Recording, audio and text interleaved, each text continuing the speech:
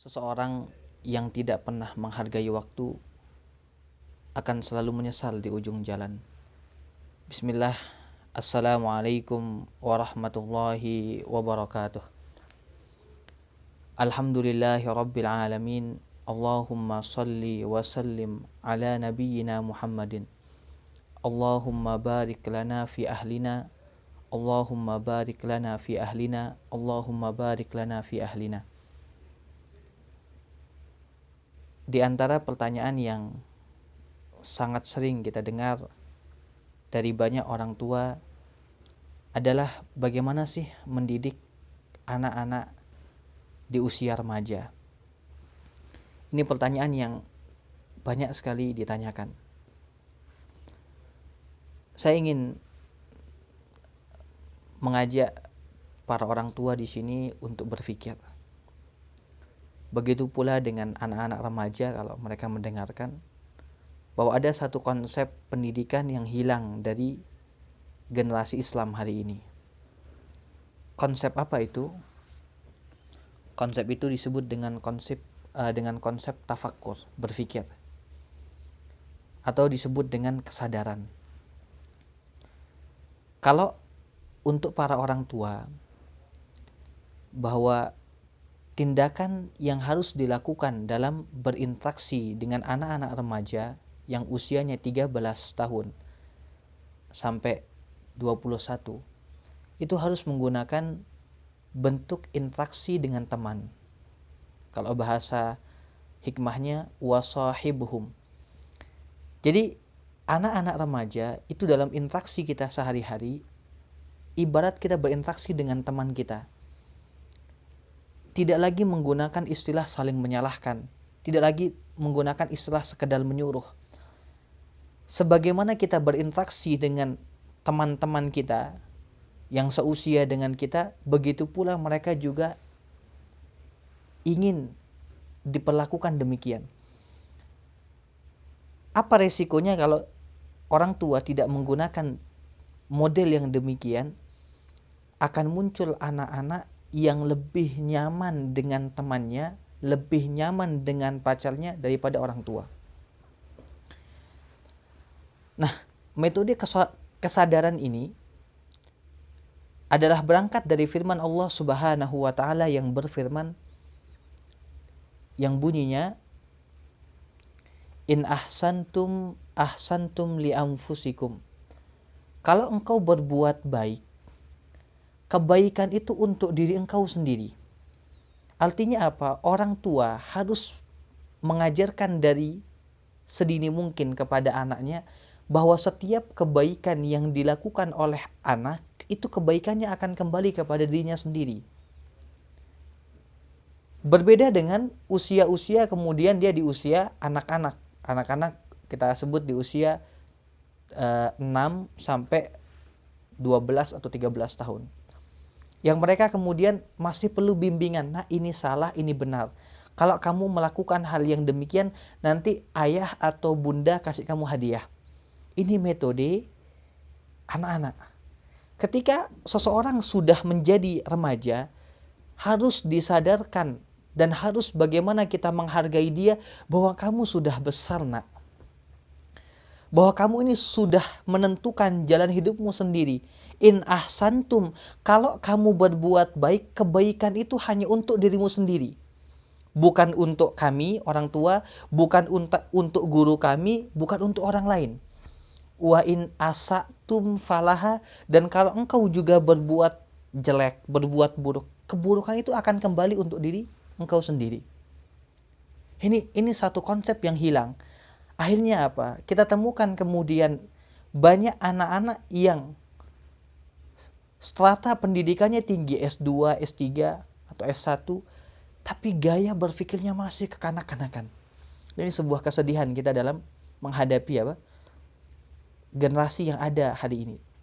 Kalau dulu dalam perkataan Ibnu Khaldun rahimahullah, al-insan ibnu bi'atihi, seorang manusia itu adalah anak yang muncul dalam lingkungannya. Artinya dia menjadi seseorang itu disebabkan oleh kondisi lingkungan. Kalau zaman dahulu, metode pendidikan yang paling sering adalah metode pendidikan keteladanan. Orang tua memberikan keteladanan kepada anaknya. Dan ini metode yang paling bagus. Tapi hari ini, al-insan ibnu jawalihi. Hari ini, seorang manusia itu ditentukan oleh media. Dan media memiliki peranan yang lebih tinggi daripada peranan sekolah, peranan masjid, peranan rumah untuk mempengaruhi pikiran seorang anak. Dan ini kasus yang paling banyak dihadapi oleh orang tua. Maka kalau seorang bapak atau seorang ibu tidak sedini mungkin membesarkan sang anak dengan menghargai dia bahwa dia telah dewasa dan dia harus mulai menghadapi beban-beban kehidupan, maka jangan disalahkan nantinya kalau kemudian anak ini ke depannya menjadi anak-anak yang sulit diatur. Anak-anak yang tidak mau baik, anak-anak yang selalu menyalahkan kondisi. Karena kita tidak biasa memberikan kepada dia penghargaan bahwa dia telah dewasa. Sama kemudian ketika Allah Subhanahu wa taala berfirman, "Man 'amila shalihan falinafsih." Barang siapa yang berbuat baik, barang siapa yang beramal soleh, maka kesolehan itu akan kembali untuk dirinya sendiri. Wa man asa'a fa'alaiha, dan barang siapa yang berbuat buruk, maka keburukan juga akan kembali untuk dirinya sendiri. Begitu pula kita berbicara kepada diri kita sebagai seorang yang sudah dewasa. Kita tidak lagi membutuhkan kemudian tekanan dari orang untuk menjadi baik. Bagaimana kemudian kita gunakan otak kita, bagaimana kita hidupkan hati kita agar kita mau berpikir dan kemudian mengambil pelajaran. Sekiranya kemudian poin ini menjadi sebuah gerakan yang dihidupkan oleh lembaga pendidikan, bagaimana kemudian langkah-langkah membangun kesadaran. Ini yang perlu menjadi sebuah pertanyaan. Bagaimana kemudian kita membangun langkah-langkah agar anak-anak kita menjadi anak-anak yang sadar.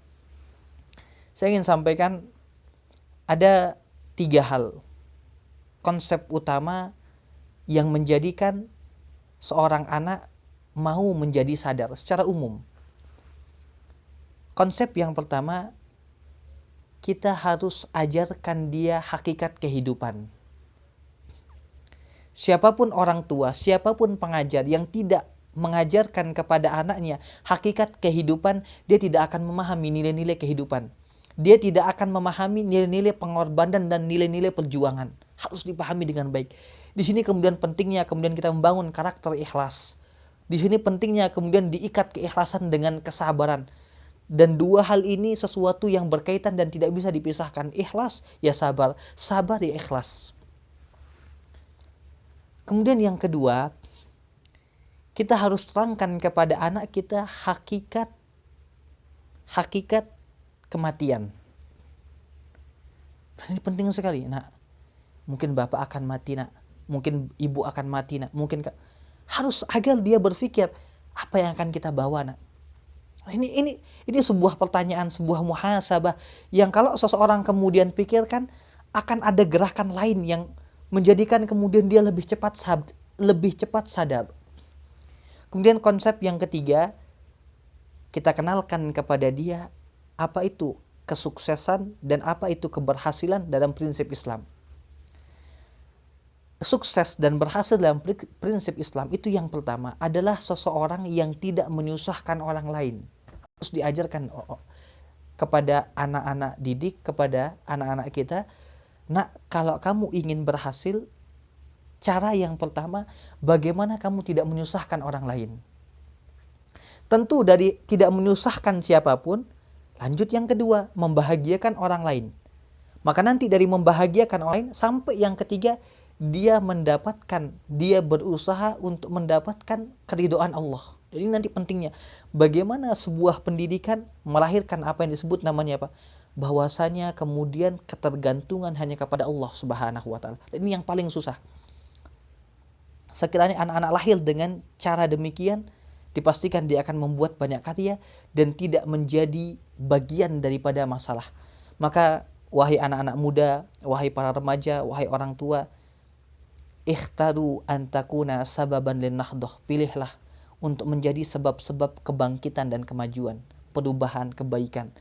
Wala takunu juz'an minal muskilah, dan jangan memilih untuk menjadi bagian daripada masalah.